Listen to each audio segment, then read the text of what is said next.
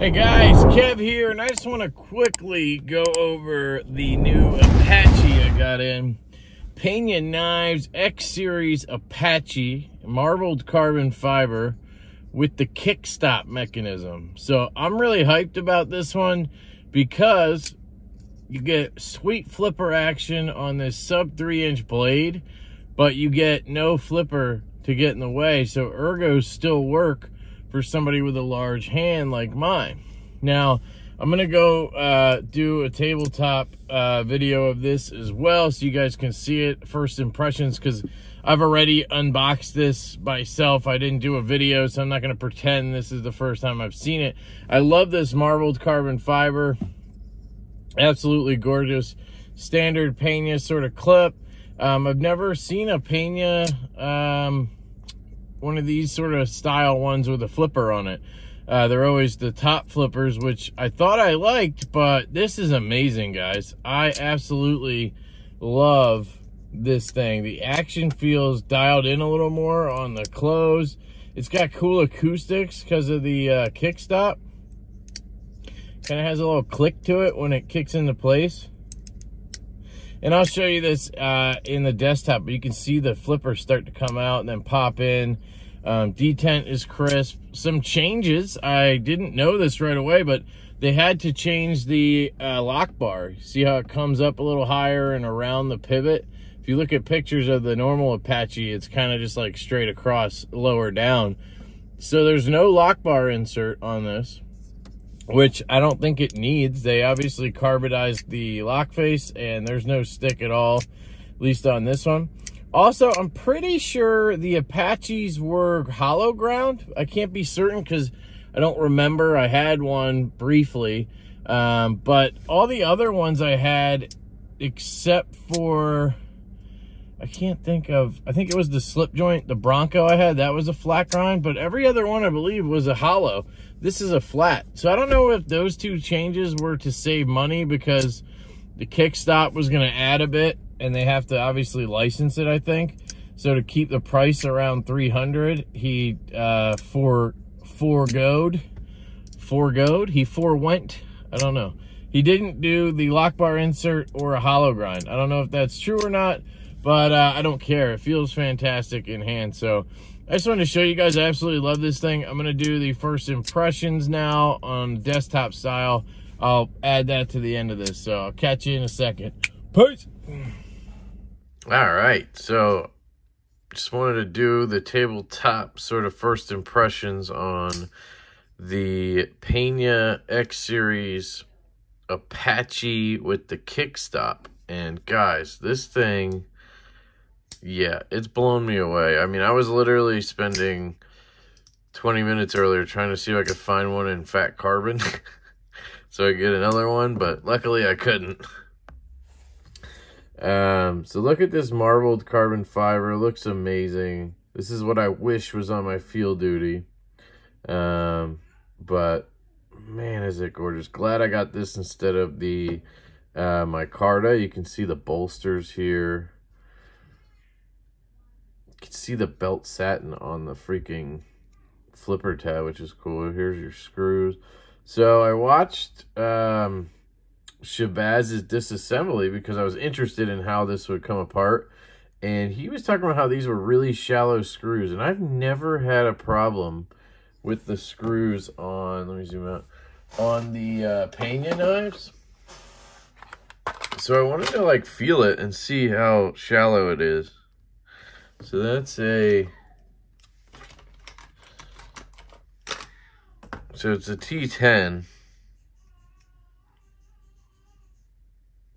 Yeah. It's decent, but he's right. I don't know. Maybe I just never noticed before, or I just was always careful, but never had an issue with Penas, and these are the same. There are some differences between this. You can see dead nuts between this and the front flipper version, other than the flipper tab. But real quick, I wanted to tell you where I got this. I was able to pick this up off of Travis from the Knife Joker. So big thank you to Travis. He also sent along this cool flight tag. He sent he has a point system, I guess. I've never used it. This is my first purchase, I think, from the Knife Joker. Not because I don't want to buy from there, just circumstance of what I was looking for at the time and the drops or whatever. But there's Travis's information. There's the location of the shop. It's a brick and mortar, but he also sells online. He's an awesome dude, guys, and he has an awesome store. And I'm trying to work out a possible like affiliate program with him, so we can help each other out, obviously. But big thanks to Travis for running the Knife Joker, and that's where I picked this up at. So what I want to talk about was, first, you can see it's not your average flipper tab, right? So you flip it, and the flipper tab hides. It actually is right here. You see that line is where the flipper tab starts, and then it's kind of like its own jimping down here, which is interesting. So when you're holding this, it sort of feels familiar to how the front flippers are, right? You have that front flipper jimping right here, so it's like almost identical. So a couple of things. I'm pretty sure they were hollow ground before, and this is a flat grind. And then there is no lock bar insert. So I just want you guys to see that. There's the detent ball. And there is no lock bar insert. Maybe I can zoom in and show you. So there you go. No lock bar insert. Just a big old detent ball and everything. And you can see that the lock bar is cut differently than it was on the original. The original cut right here, I think, across. This has to go up higher because I don't know why, but it has something to do with the kickstop. So I don't know if it was to save money because they wanted to keep it at 300, but they got rid of that and the hollow grind, I guess. But I can't be certain on the hollow grind. So, but it's cool. So you flick it and it just pops into there, and then when you disengage it, it slowly like wraps around and starts pushing the flipper tab up, and you can just dangle this thingy. And then, boop, and now it's solid. It's really cool, and it also acts as the stop pin. It is invented by Lee Williams, and this is his kickstop mechanism that has been licensed. So that also costs money, so that could be part of this. And they didn't want it to be a $400 knife, so they took some other parts out. I don't know. But, guys, I love this thing. It's super fidgety. Let me see if you can hear the acoustics that I'm hearing.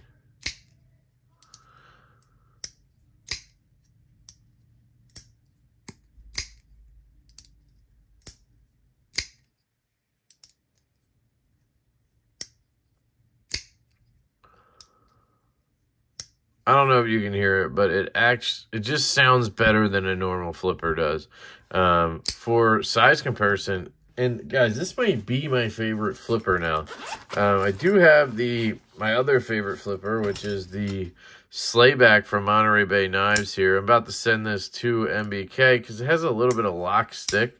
I don't know why. My buddy sharpened it, and I got it back with lock stick. I'm not saying he did anything. I just think, I don't know what could have happened. I took it apart 5 times, cleaned it, so it was nothing he did. I'm not trying to say that.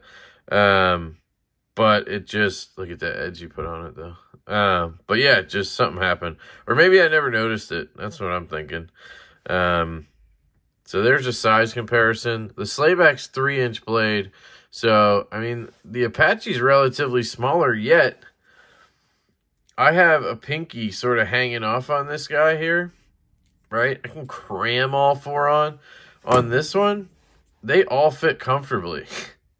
So not having that flipper tab saves you so much space. This feels more comfortable than this because that kind of sway back thing going on there. So I thought that was pretty interesting, and I very much enjoyed fidgeting with this guy. So I just wanted to do that comparison. And I'm sorry if I repeated a couple things from the truck. I did that earlier today, and I don't remember exactly what I said. So it's got your classic Riot fantastic M390 edge on it. They've pretty much mastered the grinds on the M390.